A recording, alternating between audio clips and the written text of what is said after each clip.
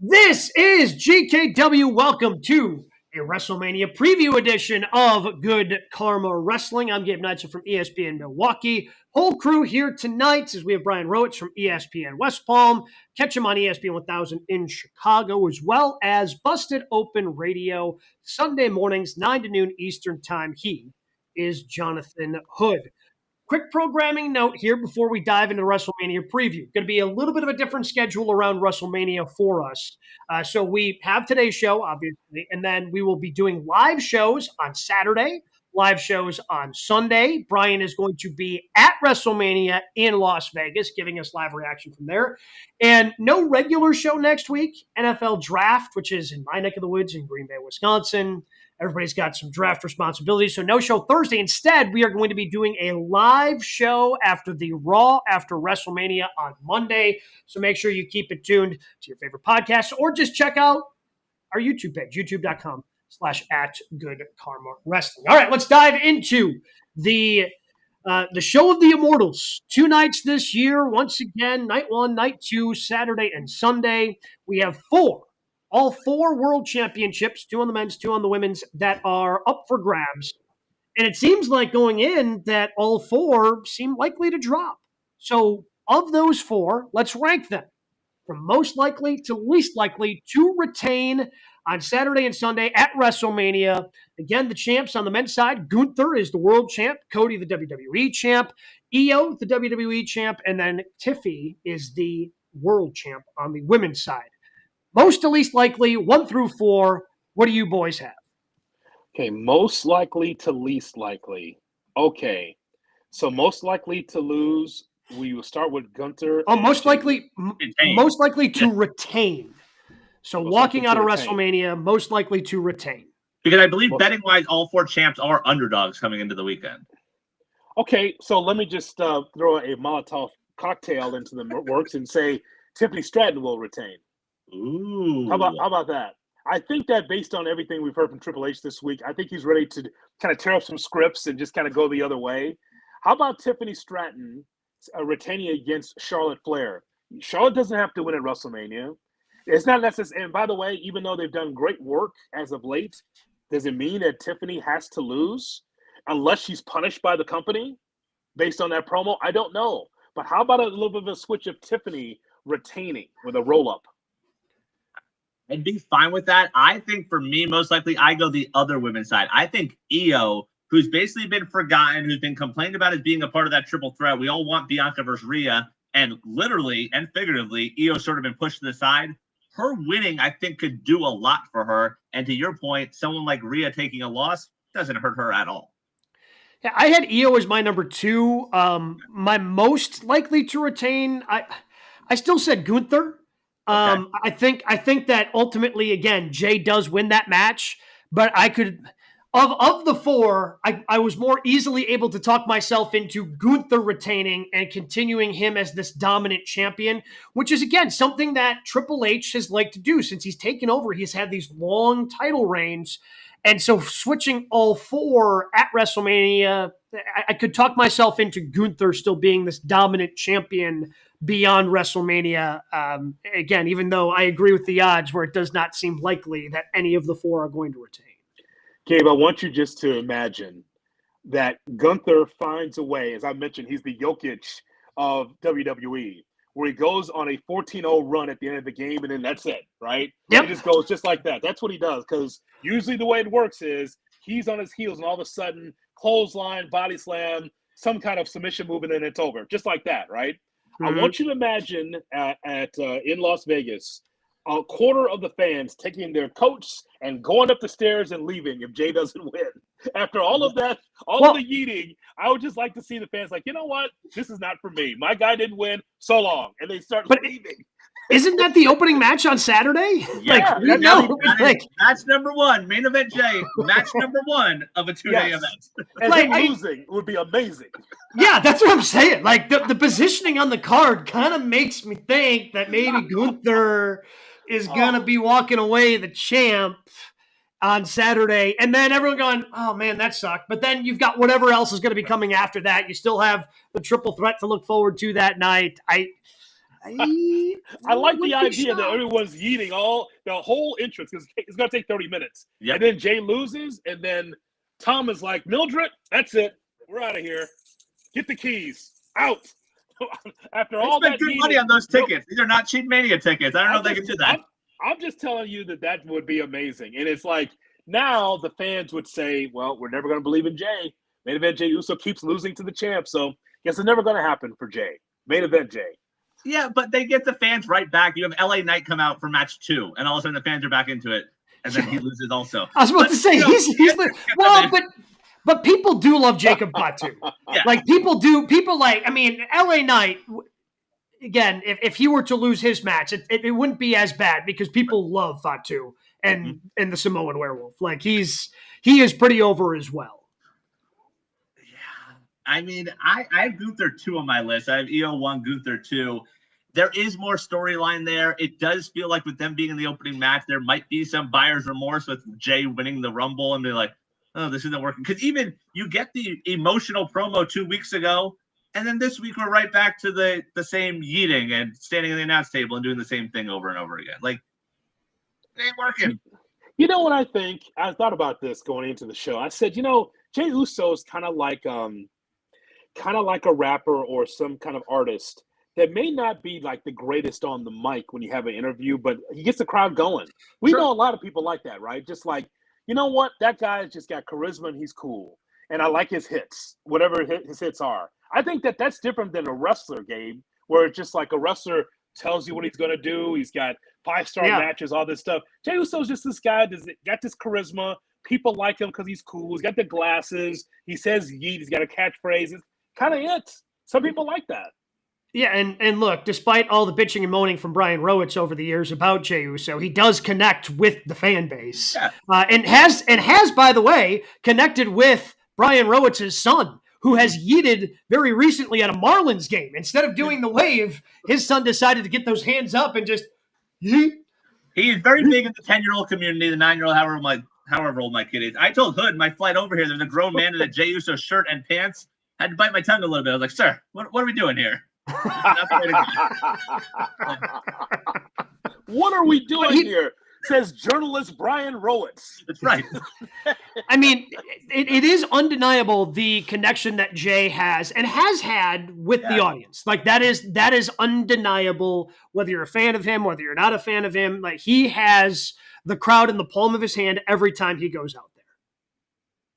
Yeah. Okay, so we have differences at 1. What's the next step, guys, as far as most likely to retain? Well, again, that's where I had EO at 2. I have Gunther at 2. I still just and again, like 4 is Cody, right? Like nobody actually believes Cody's winning this. I have Cody at 4. Yes. Yeah. Yeah. I mean, I think that's all agreement that because can you imagine if Cody wins? Like, what the hell do we do with the rest of the Cena retirement tour? Him rock, and he turns back to being a face at the end of the year. Yes. Like Rock's disappointed in him, and you do stuff that way. There's nothing to do for Cody after that, but maybe. Yeah, like Cody. I mean, Cody has to lose this. Yes, like it's the only thing that makes sense. Yeah, there's money in the chase. Again, yeah. So and Tiffy, again, we discussed the promo where everything went off the rails. But before that, she was pretty underwhelming. Yeah. And everything leading up to that. Like, so I had Tiffy at 3. So squeaky. Your voice is so squeaky.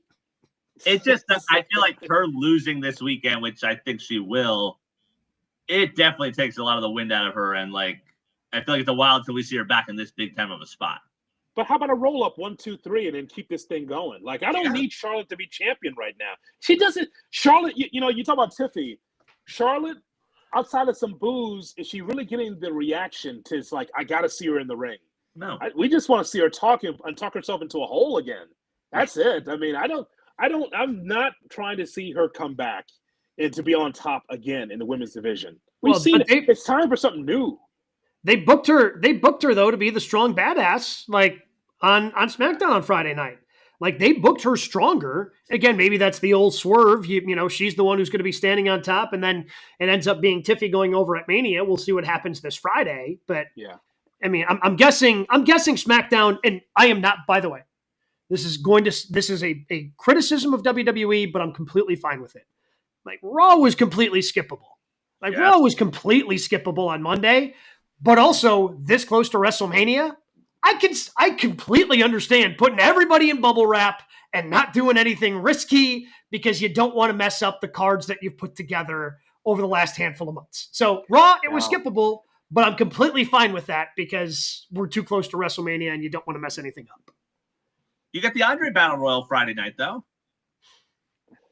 See who gets that big trophy. Yeah. Yeah. Cool. Awesome. Great. Uh-huh. So excited.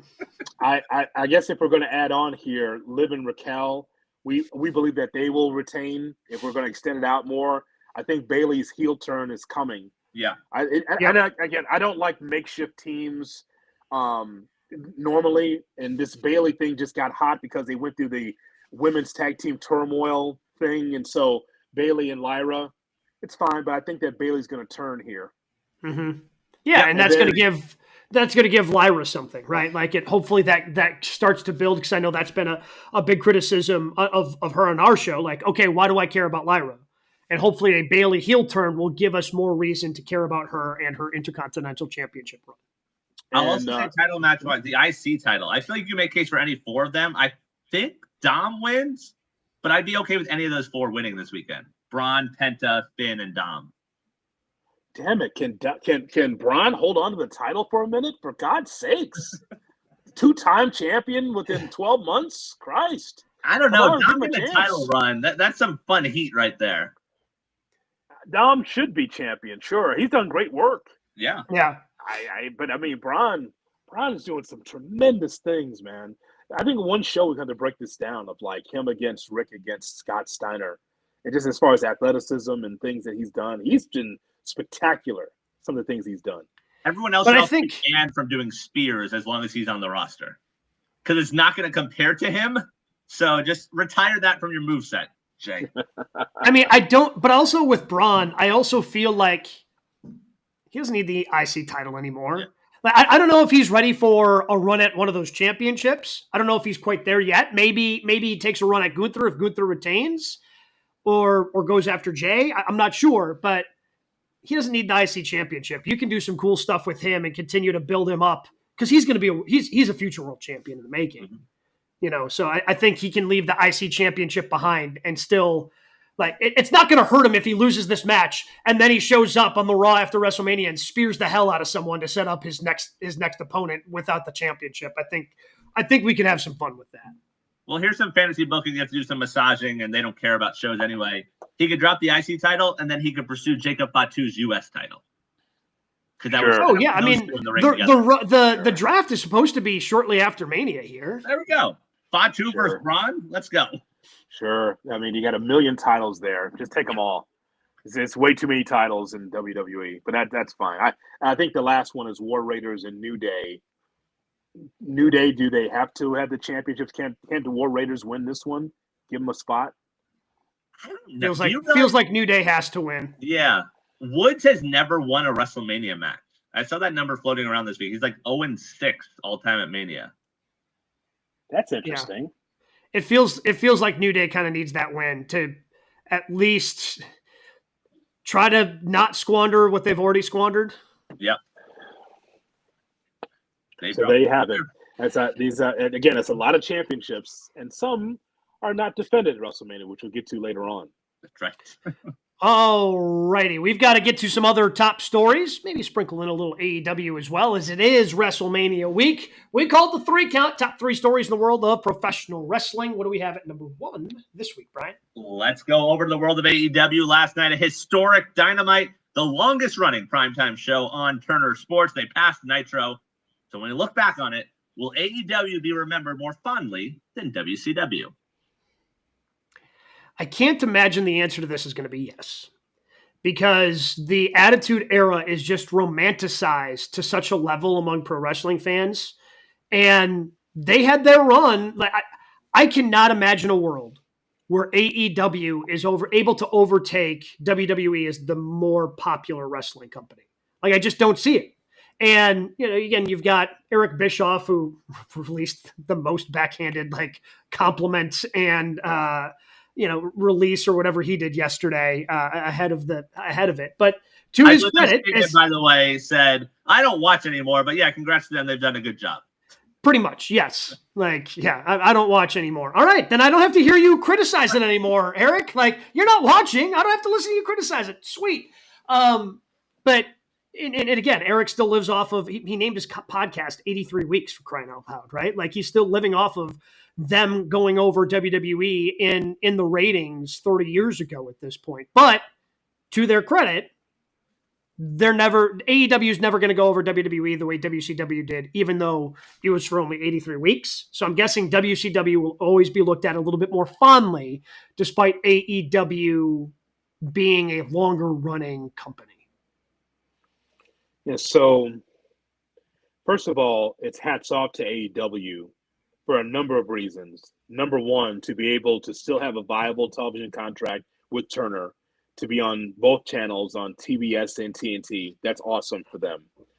We have seen some 5-star matches, however you want to describe them, great matches for AEW on television and non-pay-per-view. So that shows that that's an alternative to WWE. And again, the AEW does business differently than WWE, and we saw in Boston. I mean, I got Takeshita and I got Will Ospreay on TV, and it was a tremendous matchup, right? So this is how they've been able to establish their niche in the marketplace. But keep in mind that with WCW, under Bischoff, Kip Fry, on and on and on, with all these people that were running the company, under Bill Watts, all these guys, the number one thing that AEW never got is they never had Hulk Hogan. And never had Hulk Hogan turn heel and have the NWO run roughshod to help Eric Bischoff and WCW get 83 weeks. I know they're not head-to-head AEW with WWE, and that's a dangerous proposition. You probably would never want to do that. But I want to give WCW their flowers. That's how they'll be remembered, as WCW was able to be in the height of the Monday Night War, Nash, Hall, Luger, the NWO, all the things that they were able to do. They've had tremendous television. And so WCW will be remembered more. At this point in time, will be much more remembered than AEW. Yeah, I think that's fair. I mean, last night's Dynamite was a pay-per-view, and I don't think it's crazy to say that there's nothing this weekend at Mania wrestling-wise that is going to touch the majority of that card last night. True. Takeshita and Ospreay, Athena on free TV, not behind a paywall, Josh Alexander and Hangman. That card last night was a pay-per-view, and it was a hell of a show. The one thing I'll say, though, I agree with you on that point from the Hogan in that big moment. Is there someone out there that one day could make that jump to where we change our perception of AEW? Because it feels like all these WWE soldiers are blindly loyal, like a Cena, like a Rollins. You got Jericho, which was a name, but is there anyone else out there? No, but it would have to take, because it's the same thing with Hogan. He wasn't going to leave until he did, right? Sure. And the way, it would take Roman, right? Sure. And the way he's talking, it seems like he's going to be done with pro wrestling within the next 2 or 3 years, and he's going to be moving on. But if acting doesn't go well, are you able to convince Roman to come back? Is he able to make something super memorable with AEW? I'm not sure, but it would take one of those guys that you thought were lifers, right? And it would take them coming over. Some of those stars that we see on WWE that's going to be featured at WrestleMania, they already had their taste of AEW, right? And they didn't move the meter.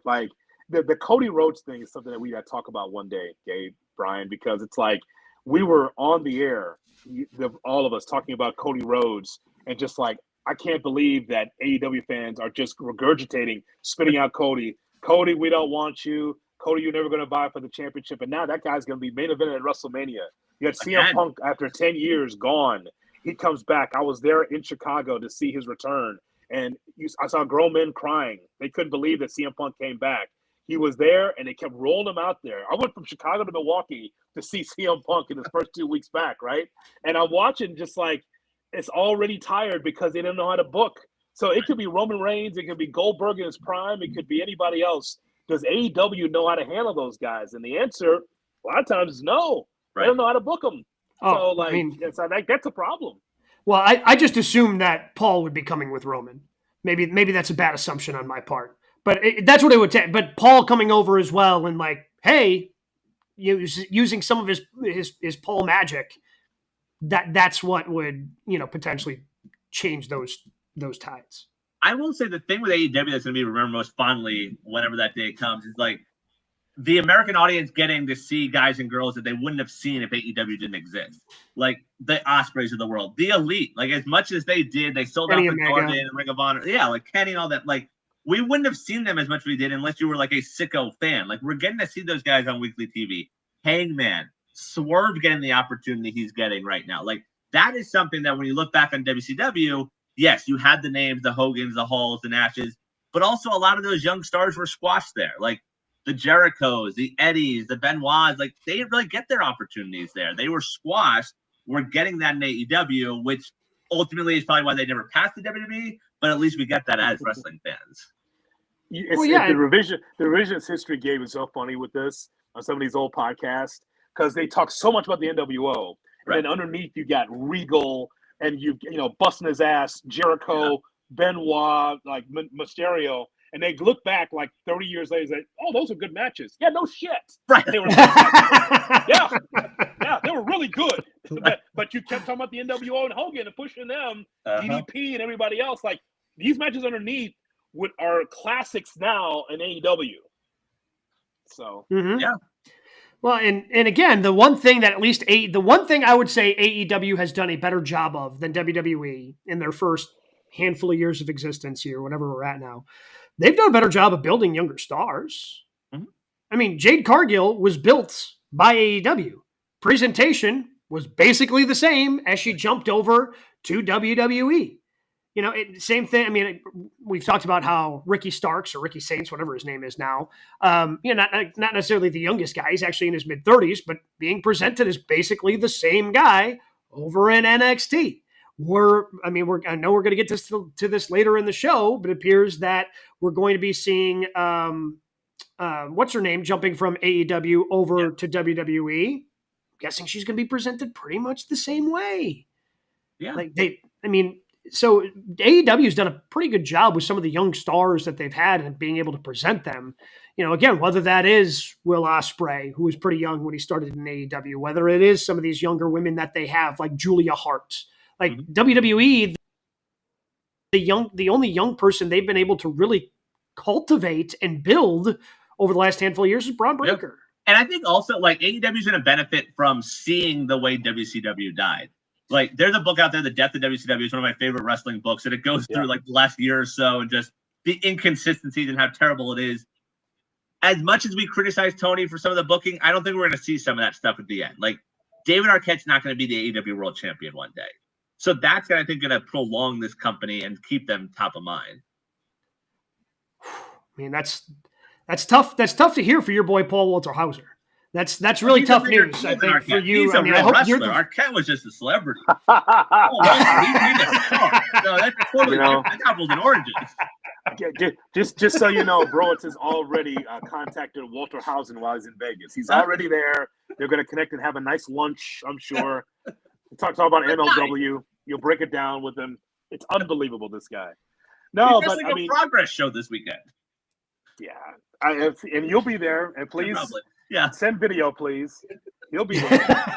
but as far as WCW, I know we only talk about Bischoff, but it was more than just the Bischoff era. Like it was so many different people that was around trying to run WCW. It was a mess. WCW was around when Flair was in WWE. People forget about that. It goes back before Bischoff, and it was a mess with Barry Windham as the champion.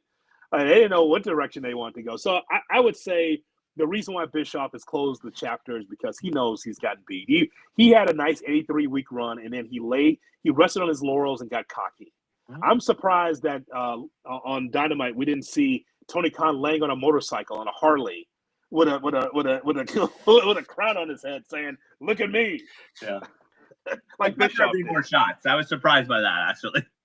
Yeah, and I'm glad that they've had their success on Monday nights, as Tony told me. That Dynamite has had its success on Monday. We've been doing it on Mondays and Saturdays. You have? He's still rattled from the FTR thing. They scared him a little bit. Okay. What do we got at number 2? All right, this week, Mania Brian? this weekend, NXT stand and deliver. A lot of multi-man matches. Shawn Michaels talking about the NXT card says, we want to give as many people as we can an opportunity to perform on the biggest weekend of the year. Yes or no? Does everyone deserve a Mania opportunity? No. The answer to this is plain and simple. It's no. Do a lot of people, earn those opportunities? Absolutely. And you're going to have more opportunities than ever, even if you're in NXT with stand and deliver, but more so that there's 2 nights of WrestleMania now, right? Like you have more of a double the airtime to be able to do some of these things that you want to do, but not everybody earns that. Not everybody earns that opportunity to be on the biggest stage of the year. Not everybody earns the right to go to the Super Bowl. 2 teams do, right? Somewhere along the way, you have a misstep. Yeah, I understand you want to reward as many people as possible, but at the same time, you have to keep in mind the fans and what you're doing. And you don't want to just throw everything to hell. Like you're telling these nice, clear, concise stories. Oh, but now we got to have a multi-man. Oh, man, we left this person off. I guess we just have to shoehorn them into this situation. And that's unfortunately what we've got at WrestleMania this year. And that's what makes you kind of go, oh, yeah, I'm just not as excited for this because we don't have these clear, concise storylines that we've had, I think. It depends on the promoter. And I've seen this over the years where one promoter will say, man, these guys have busted their ass. We're going to get everybody in the card. Matches and Battle Royal, all in the same thing, right? Just make sure everyone's on the card. That's one philosophy. The other philosophy is it's like, hey, you know what? These are the most important stories on our show. And so they're going to be presented. I mean, like Shawn Michaels is probably different from Triple H in that regard, clearly different from Triple H. Because Triple H feels like, no, I'm good with Chelsea Green, who's done a great job this year not being on the card. That's ridiculous. Yeah, because then that's the crazy part, right? Like you're shoehorning people into some of these multi-man matches, and then you've got someone in Chelsea Green who's just busted her ass and earned every little bit of that U.S. championship. And okay, yeah, we can leave her off. They made 2 women's titles, and they're both not being defended. Lyra's in a tag match, and Chelsea's just off the card. Like, how does that make sense? Do you see why there's too many belts, Browitz? Sure, no, I agree. Everybody doesn't need to have a championship. So if Chelsea Green can't be on the card, then a lot of other women can't be on the card. I'm just saying, like she's worked hard. Street Profits don't deserve to be at WrestleMania. Street Profits. I mean, I just saw them in an interview before we came on, and they were sheepish about it, trying to cover their eyes. But they're pissed that they're going to be on SmackDown and not on WrestleMania night 1, night 2, because that hurts even more. Right. That hurts even more. Like, you've got, the Wyatt Six you put a lot of time into. They're just off the card. So Sikoa probably will be a second at the ring, but will not be wrestling. So I just think that if you have 2 nights, Gabe, it's worse. One night's like, okay, you got 10, 11 matches, 12 matches. Okay, I can't get in. 2 nights and you can't get on either night, that sucks. I completely agree. I know we'll never go back because of money. Do we need 2 nights of Mania? 2 revenues, 2 gates. Yeah, yes, I get that part. But from wrestling and a storytelling standpoint, if you look at this card and turn it into one night, is that the worst thing in the world? But I would say some years 2 nights make sense. Like last year, I would argue 2 nights was great. This year, like we just mentioned, like Rey Mysterio and Chad Gable, do they deserve to be on the WrestleMania main events main card more than the Street Profits, more than Chelsea Green? I would argue no. Like if they did Rey versus El Grande Americano on SmackDown on Friday, that's more apt for that. And I agree. It's very weird to have the 2 nights, and then you look at some of the people left off, like Nia Jax's out there, Sammy's out there, like Solo, who is a prominent part. Like it's just very odd the choices they've made. At least with Sammy, there's like storyline reason, right? Like I don't know if he took time off or whatever, but he's selling the effects of getting the crap kicked out of him by KO, right? So at least I can make that make sense. Like, but some of these other people have been around and been on television at least, right? Like, so that makes it AJ Styles versus Logan Paul. Is that? I mean, I understand it's Logan Paul, so you're going to put him on Mania, but like, does that need to be? And to be clear, no dark matches, right? Not that they've announced. They have, I think, 3 hours of a pre-show, but I don't think they're like the Andre Battle Royal would be made for something like the pre-show. You can say, "Hey, I worked out there," and had been before. Yeah, why they're now treating SmackDown as the pre-show.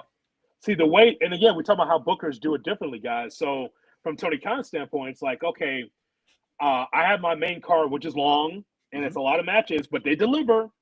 More times than it delivers until you get to Jon Moxley. But you've got an hour of dark matches or the pre-matches. Right.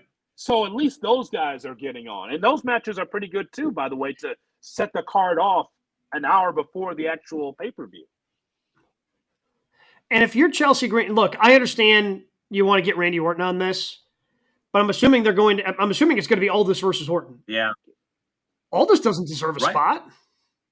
Right. It's like Aldis doesn't deserve that. Like, and again, it sucks for Randy, but like, I think he would be one of the first ones to understand. Like, hey, bud, it sucks that KO got hurt. We don't have a spot for you right now, and it's not like honestly, KO's been the one who's been carrying that to make it a WrestleMania worthy match. Like, yeah, you're just wasting 3 minutes, by the way, because that's all it's going to be. I mean, if that match is going to take place, it's just between commercial breaks, 3 minutes. And then that's it. If that's what the match is going to be, I don't know. But that's the weird thing. Like I don't want a 7-hour one-night show. Like we had that in the past where those Manias were a drag, and it was Vince booking, so like it wasn't even good to begin with. And it made me to the point where it's like, I don't want to watch WrestleMania every year. Like they're long cards, they're not good. This year sort of feels like that. Like you can make a good card with 8 matches in one night, and I'd be a lot more into it. This is why Gabe is a Royal Rumble guy and not necessarily a Mania guy. Sure, because Royal Rumble gives you, and then that's 2 nights too. I get it, but if nothing else, but there's meat to it. Well, there's meat to it. Like WrestleMania, I know that's going to be for fans and everybody else. They got 2 nights, 2 gates. That's why they're going to do it. Mm-hmm. But to be able to leave, I think, quality on the table, that's bad. But this is what's going to. I mean, WrestleMania, I think, will be 2 nights, but to expand some of the other ones to 2 nights. Man, like if there are years where WrestleMania doesn't make sense for 2 nights, how are you going to make the Royal Rumble for 2 nights make sense? How are you going to make SummerSlam for 2 nights make sense? Well, if you can't make WrestleMania make sense for 2 nights, your biggest show of the year. Well, it's the all of us that are consumers, right? When we stop paying for it, then they'll start doing. But it's a whole weekend thing. That's the whole thing. It's Saturday and Sunday. It's like, oh well, we flew in here, so we might as well watch both nights. But I mean, we talk about storytelling. I think we saw that starting with SummerSlam. Like WrestleMania 2 nights not going away. People are going to look at SummerSlam and go, man, do I really want to pay for 2 nights, like premium for that? And that's what'll kill it.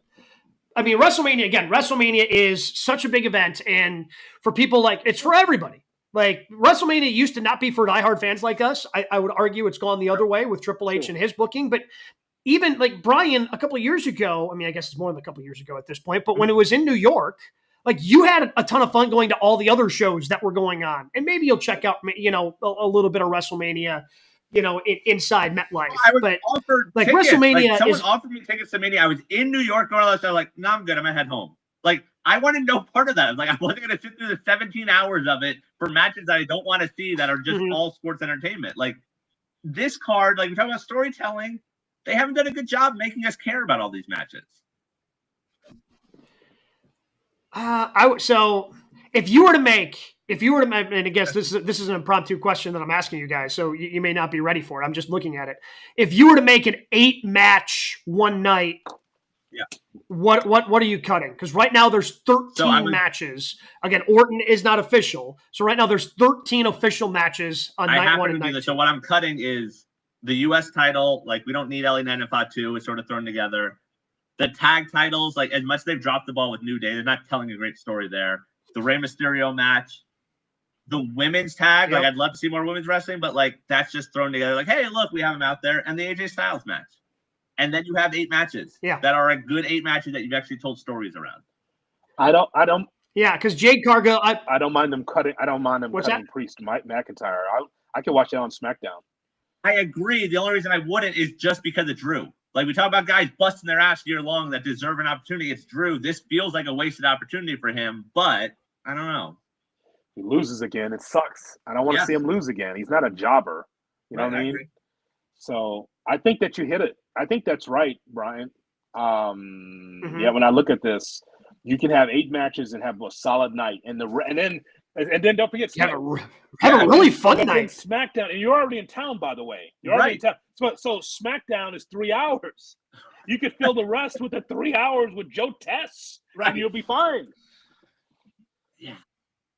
Yeah, because I guarantee you, Rey Mysterio versus El Grande Americano, like that would slap with Joe Tess on Friday night. Like that would be fun on Friday night with Joe Tess calling the action on SmackDown. Like, that'd be a lot of fun. Instead, like night one, I don't care anything. You know, I guess night one they're kicking it off with Jey Uso and Gunther because they almost have to. But until we get to Jade Cargill versus Naomi, I'm probably not going to care about anything till the main event because I don't even care that much about Tiffany Stratton versus Charlotte. The main event we've talked about, like we care about the Heyman aspect and how it ends, but like we know how the match is going to go. It's going to be 45 minutes of entrance and then some of the similar stuff in the middle, and then we're just waiting for whatever Heyman does. I'm just looking at Joe Tess, El Grande Americano, Rey Mysterio. Yep, that's what it's all about. That's just him just smoothly going into the match. Yep, that's what it's all about, folks. Right here. It's like I can see that right now. Absolutely. Yeah. So I think that we rebooked is what we do. We rebooked WrestleMania to an 8 match show, and by the way, fine with it. Yes, all better. Oh, it'd be so much fun. Be so much fun. What do we got? All right, let's wrap it up with Mania. We've talked about it. The 2 nights, we're days away. What's the one thing you want to see at WrestleMania 41? I want to see the main event. Like I'm in. Like I want to see John Cena. I want to see him go over Cody. Mania main event. You in here? Yeah, sure he is. There's one main event. It's the thing that goes on last. I mean, come on. I understand there's a night one main event and we're trying to make that a thing, but there's one main event of all of WrestleMania, and it's the thing that goes on last and closes out the whole damn show and closes out the whole damn weekend.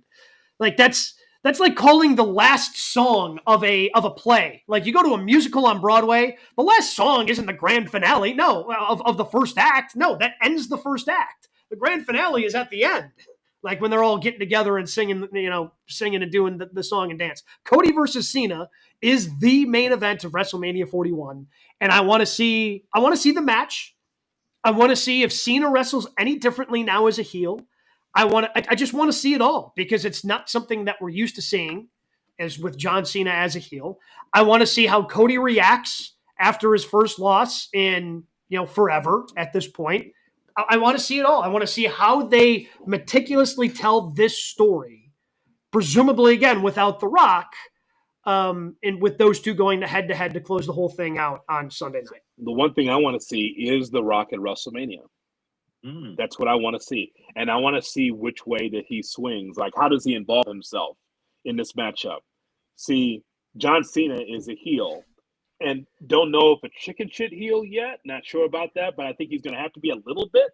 And a chicken shit heel, by the way, for those watching, is not necessarily running and hiding and ducking your head, but when you're faced with your opponent, you take a little bit of a step back, and maybe another step back to just to give some space. Like, okay, I understand how big this moment is, so I'm just going to take a step back. So I want to see how The Rock, toward the end of the match or the beginning of the match, involves himself, because I believe that the final boss will find his way to WrestleMania. I know that Triple H has said a lot of different things. I can't believe you believe that. I still can't believe after all this time you still think that The Rock is just going to magically show up at WrestleMania. Because it's magic and it's WrestleMania, and they have a reason to be able to do these things. You just remember, listening to Triple H in these interviews, he always talks about how he's mad at the fans that figured things out. And he says, well, what about The Rock's schedule, all this stuff? Well, I think he'll find a way back there. Even though I think there's a little bit of a disconnect between The Rock and WWE, I think that he'll evolve himself somehow at the end of that matchup. You asked me the thing I want to see, that's what I want to see. To me, is there a surprise out there? Like we talked about the world title matches, they feel pretty chalky, but like, is there something that's unexpected? Sometimes obvious works. I don't know if we're in that situation. Like last year, Cody winning was obvious, and he ended up winning, and it created the moment, and it was a great ending. is there a surprise out there that we're not thinking of yet that, oh, this makes sense? Like I've seen people on Twitter speculating that maybe Rollins and Heyman are dropping little nuggets that they're going to somehow be aligned with The Rock. I'd be fine with that if that's how night 2 ends. If there's something out there where it's like, oh, I remember Mania because of this moment. Yes, Hikuleo being part of the bloodline. Oh, good. Yes. who's been in the pipeline for months. Yeah, he's been signed for, it feels like 17 years at this point. Like, what are they waiting for? Yeah, but whoa. Hey, WWE doesn't do that, bad. Brian. What are you All right. What are you talking about? Sign people. I and forgot then that. Yes, them. my bad. That's despicable behavior that WWE would never engage in. How dare you? Don't know where Shinsuke is, by the way. What? What's that now? How dare you? Yeah, look, I would be in for some sort of surprise, and hopefully Triple H has something like that where he's playing it close to his chest because, again, he seemed to be upset about everything in the interviews he's done this past week. Like there's nothing, hey, just be like when he finds out that fans are critical. I don't know if he listens to sports talk radio. I got a lot of Packer fans that just really are critical of the general manager on our show. Like maybe that's just a Wisconsin thing. Maybe other fans are just happy with everything that happens within the product and everything is just rainbows and sunshine. But once he finds out that fans can also be critical, that's going to blow his mind. I hope there's a surprise because that's about the only thing I think that can completely save this from being a average WrestleMania. I don't think it's a below average WrestleMania, but and maybe comparing it to last year, which I think was so good, especially with night 1, night 2 really delivering, that's going to be tough to live up to.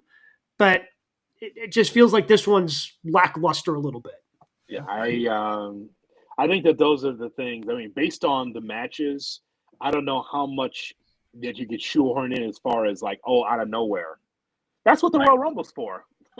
Quite frankly, that's when you do it. When you have someone out of nowhere coming down, that's one of the entrants, women or men, by the way, either side. But I really believe that out of all the conjecture that's been out there regarding what's going to happen in this main event, it's not going to be straight up Cody against John Cena. There's going to be something. I don't mean, by the way, guys, it's a Chris Jericho match where the sun's got to be a certain way, then you pull this tights, and then you do this, and Bandito, and the mask. It's not that craziness. It's not the color by number stuff. I mean, it's going to be something strange will happen at the end. I think I mentioned this before. Like, Rollins could win this that 3-way, but yet, actually, I'll take it back. CM Punk could actually win, but Rollins could actually win the real prize, which is Paul Heyman. That could be. I'm fine with that. Do we get the glass shattering Sunday night? He's in town. Yes, he's in Vegas. He lives out here, yeah. Well, because he's going to be there because both him and Brett that's right. are going to be part of the Hall of Fame induction because their match is the one that's being inducted. So he is going to be around. I don't know. Maybe he decides just to go back to his Broken Skull Ranch and take care of his cats. I don't know. Like it's truly a wild card with Stone Cold Steve Austin. You literally never know, which is part of I think what we love. Odd relationship, right? Yeah, odd relationship. Like he wasn't around that much for Vince post, and then like he's in that one match against Kevin Owens, which was cool to see him back. But there's never like an obvious thing for Steve. Steve's like, I don't care if it's the 40th WrestleMania. I don't care about this or that. Like I'm at home. Whatever you guys want to do, I'm not going to be part of it. He doesn't know how to do like the Carney thing. Like he knows how to say no to paychecks. He's not good. Like it's very he's weird. not Undertaker. Oh, I'm sorry. Beg your pardon.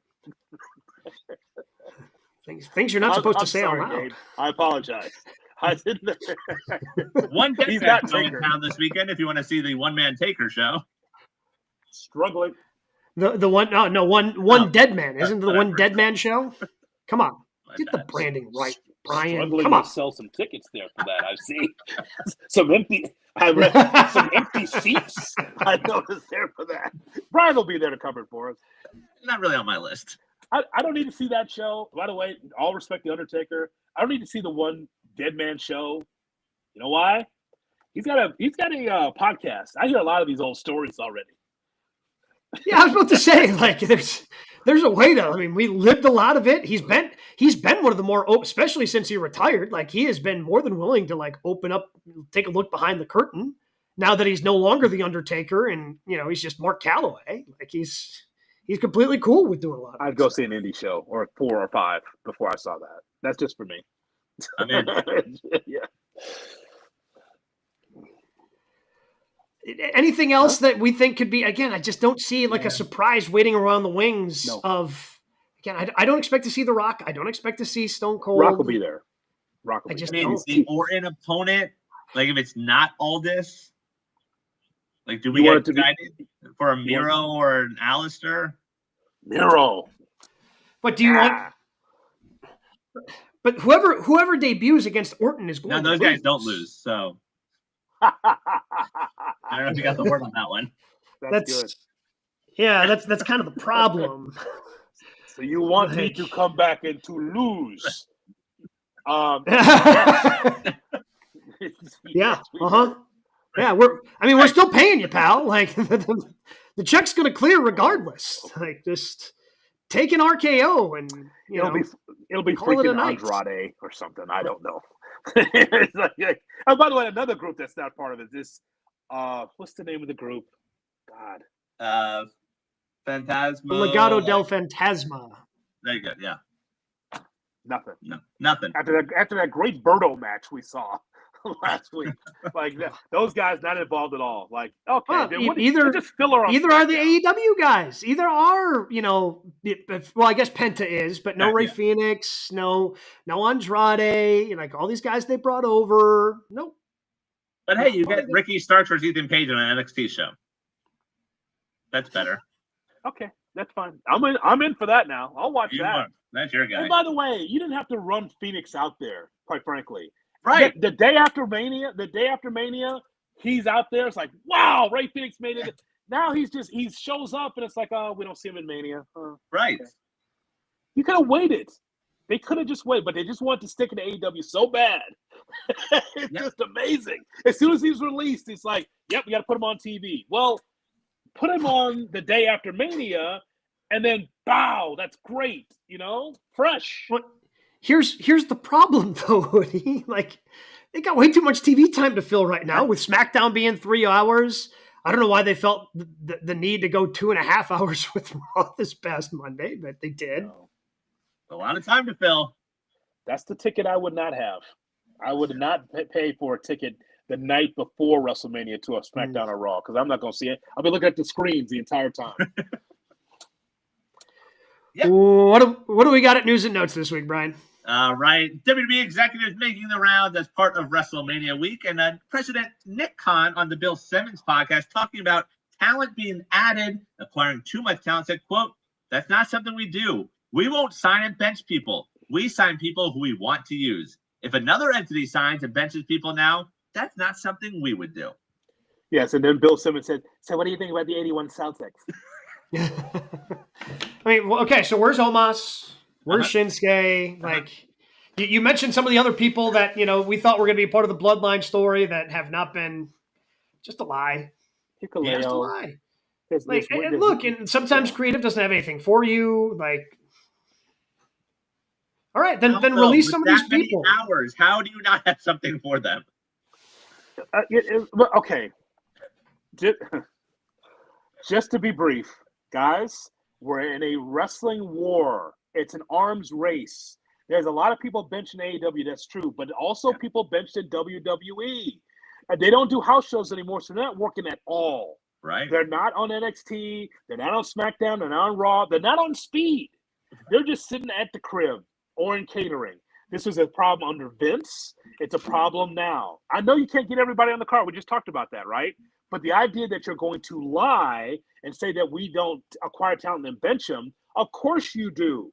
Of course you do. Because you can use everybody, but you don't use everybody. So, again, typical Triple H and Nick Khan, it's always around this time, around WrestleMania, it's lying season to try to dissuade the public. That's not true. You do bench people. Makes no sense. But hey, so she's there and things like that. Yeah, but again, Natalya. When was the last time we saw Natalya on TV until she showed up for the women's tag team gauntlet match suddenly? Yeah. Apparently she's going to be paired with Maxine Dupree. Okay. Yeah, I mean, so that's a great example of Natty Neidhart at Bloodsport tonight. Yes. She's at Bloodsport and also wrestling for the NWA. Yep. Does she sound benched? Right. I think so. She's all over the Has country. that free time. Like, what are you talking about? It's Natty and Neidhart. You can't use her on the card? Yeah. She's at Bloodsport. She's gonna get a leg broken on Bloodsport. Because they wanted to make sure that they signed her, and she wasn't able to go over to AEW for the Owen Harts. Yep, that's all it is. So again, Nick Khan, great businessman, liar. Yeah. Well, they might be adding to that roster. New Japan this week announcing Naito will be leaving the company. Also, friend of show, Jeff Cobb announced that he is leaving New Japan. There are reports weeks ago that Cobb is expected to head to the WWE. So like a Bronson Reed, someone to take on Bronson Reed, guys, because that's a big dude, and boy, he's up in age, guys. I hope that he can hold on because he's got a lot of wear on those tires from New Japan.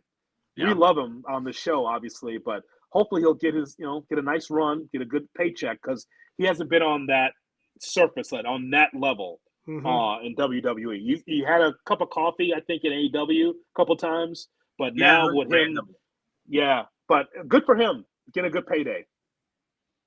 Yep. Yeah, I hope he gets a good opportunity and not just wrestling the same person for 3 months straight like Andrade. Yeah, speed. Wrestling Observer Radio reporting Mariah May's time with AEW might be ending soon. Many believe she wants to head to the WWE. Which I guess makes sense why they didn't main event their pay-per-view a couple weeks ago, right? Like if Tony Khan has an idea that she wants to leave the company after her contract is up and wants to go to WWE, do you really want to showcase that talent in your main events? I don't know. But I think that makes sense. If everyone in AEW believes she wants to go to WWE and is going to after her contract expires, makes sense why, unfortunately, that main event caliber match did not main event Revolution a couple months ago. You know what's different between the old days and today in wrestling? And our contract's supposed to be up this summer. Yeah. You don't get the wrestlers, guys, that job out and make the company better and then leave. It's like in AEW, you wrestle the match, you lose the match, and then you just disappear until your contract's up. The time out of tradition, pal, is you're supposed to job out and make the company better on your way out. And for whatever reason, AEW is like you lose and then you just disappear because you just get put to the side. By the way, she said, and a lot of young people feel this way in wrestling, she's always wanted to be in WWE. Yeah. Just remember, these kids are like 25. All they know is WWE. They weren't getting the TNA pay-per-views in 2005 to watch Christopher Daniels against Samoa Joe, right? There was not a lot of indies during that time. So for a lot of these young people, the whole thing is trying to get to WWE because that's all they know. Yeah, and if you're AEW, you really can't compete with that. Like, yes, you can open up the pocketbook, the checkbook, and spend more money, but like, if that's the dream, that's the dream, and that's something you can't fight with. No, and Go ahead. We talked about that with Johnny Gargano when he was a free agent. Yes. And like it made a ton of sense for him to probably go to AEW, especially with his wrestling style and the way he would have been showcased over there potentially. And, he also talks about wanting to win an Intercontinental Championship and wrestle at WrestleMania, which he's not doing either of those things this year. But he's the only way to have that potential to do that at WrestleMania 42 is to be on the WWE roster. Yeah. And Stephanie McClure is another example of wanting to be in WWE. AEW offered her much more money. I understand more money for McClure, and Stephanie was like, "No, I just want to be in WWE." Yeah. And by the way, Shawn Michaels told Stephanie McClure, "Yeah, take AEW's money, take the offer." And she's like, "No, I want to be here." And Shawn's like, "Okay, well, you got to work with me. You got to start at NXT." She's like, "Okay," so she's working for less to be on that level than all the money the AEW is going to offer, which is interesting. I will also say when it comes to Mariah, like as good as the stuff was with Tony, you've talked about the Hood about her not connecting. She feels like she gets lost in that WWE bubble. Bakor? No, Mariah. Mariah May. Yeah. Well, I mean, maybe she starts in NXT and then it works her way up, right? I think that if you put her in WWE right now, she'd be cut in 2 years or less. Yeah. I just think, but she's good. but will she have that kind of caliber match in WWE like she had against Toni Storm? And I don't think that's the case. I don't think they put her in that spot. Yeah, I agree. And finally, news and notes, AEW announcing some new shows this week. Fox Sports Mexico first report. AEW will partner with CMLL for their first ever show in Mexico. AEW Grand Slam Mexico takes place Wednesday, June 18th at the historic Arena Mexico. Not shocking, not just because of the reports that came out, but given their willingness to work with other international companies, their willingness to go other places. They want to expand certainly into Mexico. They've partnered with CMLL plenty of times before. This is not shocking to me that something like this came together for them and their first Mexico show. Also in your news and notes, I don't know if you have it there, SmackDown will be on a day before that, to mess with AEW. Down the street in Mexico. They also will have a show. But yeah, good on them getting out there, and that's it for news and notes. What did you boys have for your matches of the week? That includes was it Dynasty? What's pay-per-view? Was there a pay-per-view last week? No. Collision. That was 2 weeks ago, yeah. It includes historic Dynamite last night. It includes all that stuff. Yeah, well, I mean, obviously, Gabe, it comes down to several matches on Dynamite from Boston. Another great venue choice for AEW, by the way. Yeah. Perfect. Oh, looked really cool, too. Yeah. Outside of Fenway Park? I believe so. It was. Great crowd, 3 levels of crowds in a music theater. Like, what is going on? It was crazy. Even the ramp, the way they're able to utilize the ramp, that's even with the ring, like awesome venue. So obviously, it's great to see Athena on that level against Mercedes. It paid off and delivered.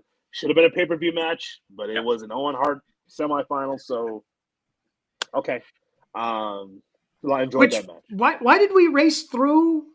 We still have like 6 weeks before the tournament final at Double or Nothing to get Mercedes in Boston. Sure, but yeah, I don't know. But yeah, most of the matches last night, you had that match. You had Hangman versus Debut and Josh Alexander. You had Ospreay and Takeshita. Little nitpicking the back-to-back roll-ups to protect Alexander and Athena to start the night. They're going to spread that out a little bit, but like that was a pay-per-view last night. Even the main event, like I was disappointed the Death Riders were in the main event because we're riding this high and that's what we're gonna get. But that was a pretty good feeling last night. That was a big pop for Joe getting that win and then winning the trios titles. It's one of the few times that you have a good feel when Dynamite goes off the air. It's one of the few times because they book heat like an MFer, man. But what they did is that it was a good time popping champagne, and also it gave you the roadmap of if you're going to beat Jon Moxley, you need help. Swerve Strickland, Willow. Even though the Bucks came down, they were able to push them to the side. You actually had a good moment with baby faces, and they did their roles well. It's like, oh, this is what they do. This is what they do. Yeah, storytelling. Duh, of course. And so I thought that finally a happy moment. I was looking for a turn there, Gabe. I was looking at the end. I was like, so what's going to happen after the Ops and Hobbs win? Like, what's going to happen? Nothing. Just champagne. Like, oh, great. Happiness. Joy. Thank you very much. Hey, Hobbs turned to join the Death Riders, though. Like, that would have worked. Now that you throw that out there, I would have. No. I didn't think about it until you said that. Oh, God. Can we just have a happy moment to end Dynamite? Hard. We did. You put it out there. Oh, God. Thank God it didn't happen. And by the way, you leave the arena feeling happy. Yeah. If nothing else for Samoa Joe, right? Yes. If nothing else for Hobbs, right? Just like, he's got champagne and he's got the belt and everyone's happy. The baby faces finally won against the Death Riders. Like, and thank you, John, taking the loss. He took the loss there. Very good. The only WWE match I think I had throughout the course, Phoenix and Berto. Yeah, it's good. Very good. Ray Phoenix. Yeah, I mean, how great my was guy that Ray for Berto? Phoenix. They're just letting him cook. Yeah, they're just letting him cook. Yeah. They don't care who he wrestles. Phoenix is like, all right, Berto, we're homies, man. I got you. I got you. And Berto was cooking. Yeah. I'm like, whoa, what the hell's this been? Right? It's like, very good. Yeah, Phoenix is going to be a champion, man. It's going to be so freaking great. Another AEW match from Saturday, Kevin Knight and AR Fox. So when two guys just like roll the ball out and let them go. That's what they did. I don't want you talking about AR Fox. Enough of the Fox love. He is Enough. a Mania weekend staple. I'm not going to see him on indie God. shows this weekend. Okay, so I so got the to truth shout out comes to out. Collision. Mania weekend staple. That's where the nostalgia for AR Fox comes from for Brian Rowitz. Any New Japan matches, Hood? You did some on-site investigating, reporting. Yes, yes, I did it for GKW reporting. That's exactly what I was doing. Live from the Windy City Riot. That's right. Windy City Riot, Wintrust Arena. Saw grown men cry when Tanahashi lost his match against Takeshita. And by the way, it's like Takeshita wrestling and did a great job on Friday. Oh, Saturday he's on Collision. I'm like, these guys travel, man. It's amazing. He had a great matchup, and all of a sudden I see him on Saturday. So that was great. Gabe Kidd, once you see him stateside more often, he's going to be a monster. He lost the match that he was in against the little guy. And I thought that Gabe Kidd was going to win, but the Gabe Kidd ends up losing. He's a tremendous talent. I think it's the first or second time I've seen him wrestle. Tremendous talent. And I thought that the card overall was like an A- B+. Crowd was hot for everything.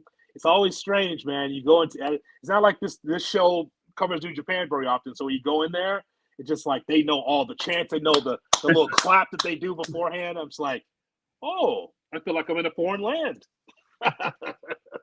So yeah, it was fun. Brian, what show outside of WrestleMania are you most geeked to go see while you're in Las Vegas? I always love, it's part of WrestleCon, the Mark Hitchcock Memorial Show. Always a big fan of that. It includes this year, Minoru Suzuki versus Butterbean with Dan Severn as a rep. So stuff like that. You can't see that every week. Butterbean's getting in the ring? Yep. One-on-one with the Hardcore Grandpa Suzuki. Oh, wow. Wow. Last rites for Butterbean. He just got well from DDPY from the yoga. So Minoru Suzuki is his reward at the end of that rainbow. Oh yeah! Oh wow! I mean, okay. I guess Gunther obviously wasn't available. He's kind of busy, but oh man, Stiff Chop City, baby. So he's gonna see 4 shows, and everything will be covered on YouTube. All of our shows and all the content from Vegas at WrestleMania will be covered on our YouTube, Good Karma Wrestling on YouTube. It's going to be fun, Gabe. Brian, it's going to be a fun time. And we've got a lot of shows and a lot of content for our listeners and viewers for this weekend. Again, so no show next Thursday, but in the meantime, we're going to have a live show after WrestleMania Saturday, live show after WrestleMania Sunday, and a live show Monday after they wrap up on Netflix with the Raw after WrestleMania. A lot of live shows coming your way. So just keep